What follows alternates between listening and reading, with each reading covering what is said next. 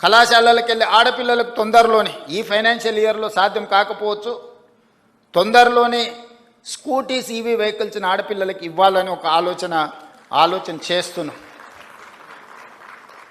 ఇవన్నీ కూడా ఈ నగరాన్ని ప్రక్షాళన చేయడానికి, ఈ నగరాన్ని అంతర్జాతీయ స్థాయిలో ఎవరైనా వచ్చి ఇవాళ రేపు ఎయిర్ క్వాలిటీ అందరు చెక్ చేస్తున్నారు.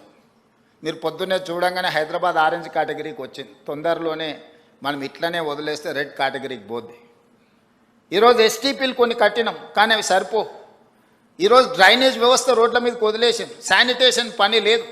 ఈరోజు చెత్త ఎత్తమంటే 5,000 ఆటోలు ఉచితంగా ప్రభుత్వం కొనిస్తే చెత్త ఎత్తాల్సిన ఆటో వాళ్ళు ఈరోజు మేము చేయము, మేము చేసిందే చెల్లుద్ది అన్నట్టుగా వ్యవహరిస్తున్నారు.